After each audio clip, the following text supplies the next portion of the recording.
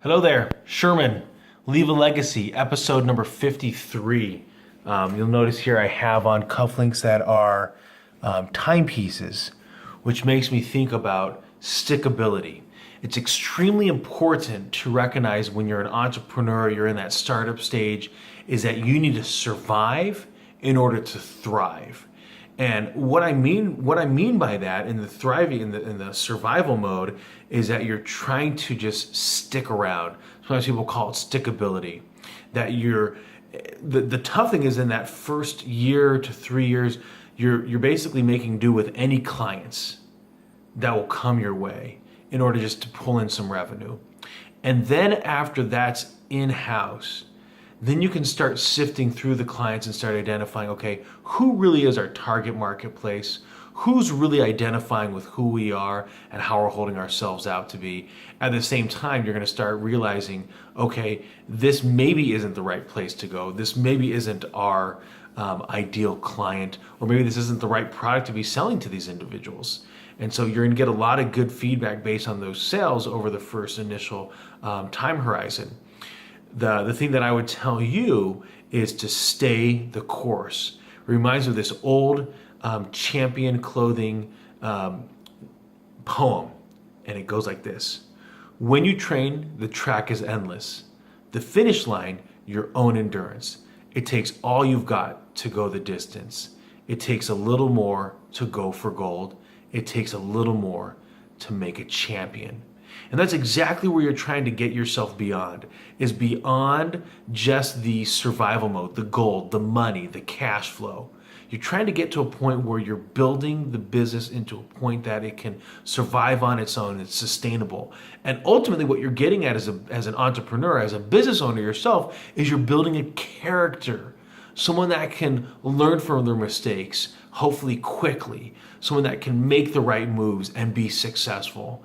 And someone that is driven and hopefully has the ability to bring people with them.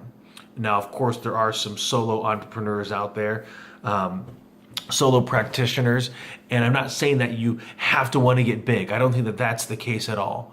You just want to be able to have the ability to inspire others. And oftentimes, your strongest solo practitioners will end up finding themselves wanting to have staff to duplicate themselves and to unshackle themselves with doing the mundane or those activities that truly are not profit making, and two, that might emphasize or in this case remove some of your weaknesses. That's going to be extremely critical. So the stickability in the business is those that have identified that they belong in the marketplace, they've had success, they're tasting that success. And let me define success. Success is someone that knows exactly what they're trying to do and then goes about doing it.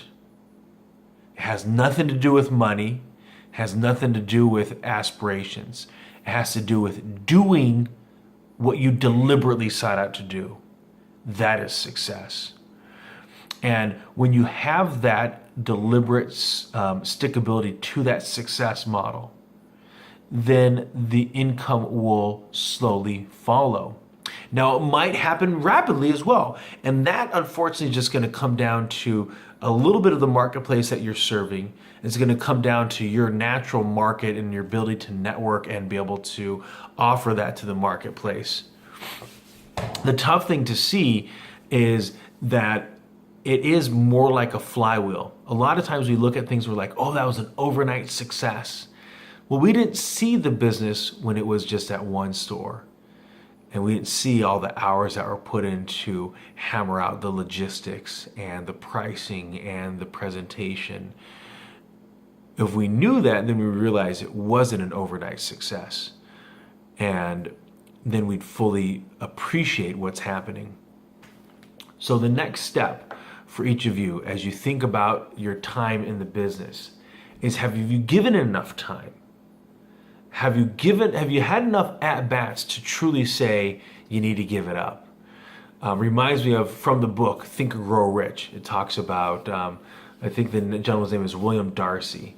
He had bought a gold mine and it started producing gold. And after a while, it dried up and it wasn't coming out. He decided to sell it, sold it to a junk man. This junk man was smart enough, though, to go find a geologist and found that the vein was just 3 feet away from where Darcy was digging. That, of course, 3 feet from gold motivated him to be one of the most successful life insurance producers of his time. And so it was a tough lesson to learn. Sticking around means that you really want it. And if you really want it, then you doggedly, with tenacity, gotta go for it. A lot of times people call that your hustle. They call that the work put in. They call that the after your 8 to 5 job. The struggle really, really makes you want to know if you really want it. So the question to the community is, what do you really want? And are you patient for it to come? Have a fantastic day, everybody.